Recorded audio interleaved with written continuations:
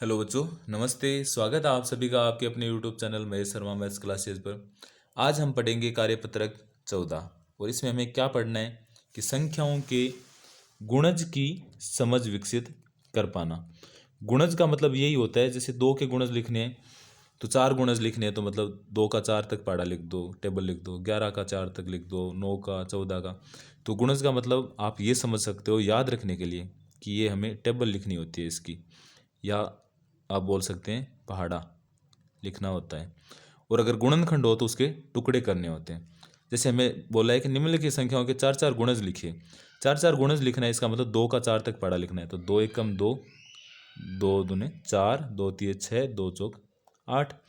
ऐसे 11 का तो 11, 22, 33, 44। तो अब बताओ 9 का क्या होगा? 9, 18, 27 और 36। ऐसे 14 का क्या होगा? 14, 28, 42 और 56। ठीक है। ऐसे दूसरा क्वेश्चन है कि दी गई संख्याओं के गुणज पर गोला लगाइए। यानी 5 का गुणज लिखना है तो इसका मतलब 5 के पहाड़े में कौन सी संख्या आ रही है? तो 5 के पहाड़े में देखो 15 आता है, बाकी नहीं आते। 12 का देखें तो 12 के पहाड़े में क्या आता है? 24 आता है, बाकी नहीं आ रहे, तो इस पर गोला लगा दिया। ठीक है। ऐसे 8 के पहाड़े में 8 आता है, बाकी कोई संख्या नहीं आ रही। 16 का देखना है तो 16 के पहाड़े में 16 आता है, बाकी कोई सी संख्या नहीं आ रही, तो इस पर गोला लगा दिया। तीसरा क्वेश्चन है कि निम्नलिखित संख्याओं के गुणनखंड लिखिए। मैंने बताया आपको गुणज का मतलब टेबल होती है और गुणनखंड का मतलब उसके टुकड़े करने होते हैं। तो 3 में किसका जा रहा है? 1 का और 3 का। 12 में किसका जाता है? 1, 2, 3, 4, 6 और 12 का भाग जाता है। ठीक है। ऐसे 18 में 1 का जाता है, 2 का जाता है, 3 का जाता है और 3 के बाद में सिर्फ 6 का, 6 के बाद में 9, 9 के बाद में 18 का। 30 का बोले तो 1, 2, 3, 3 के बाद में 5, 6 और 5, 6 के बाद में 10, 15 और 30। ठीक है। ऐसे 42 का देखें तो 1 का जाता है, 2 का और 3 का भी जाएगा, 4 का नहीं जा रहा, 5, 6 का जाएगा, 7 का भी जाएगा। उसके बाद में 8 का, 9 का, 10 का नहीं जाएगा और इसके बाद में जाएगा 14 का। 14 के बाद में जाएगा 21 का और 21 के बाद में खुद 42 का।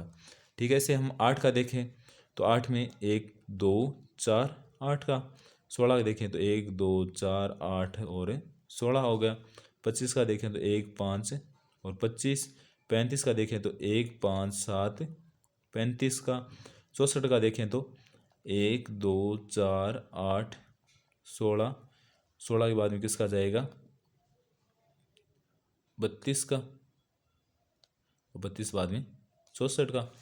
ठीक है। ऐसे ही चौथा क्वेश्चन करें कि संख्याओं 2 और 10 का सबसे छोटा समान गुणज ज्ञात कीजिए।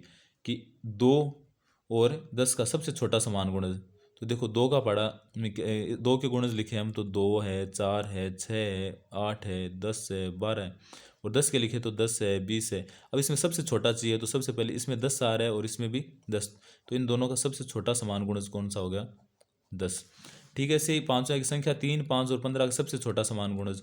तो हमें 3, 5 और 15 की टेबल लिखनी है, इनके गुणज लिखने और जो समान आए वो, जैसे 3 की लिखे तो 3, 6, 9, 12 और 15।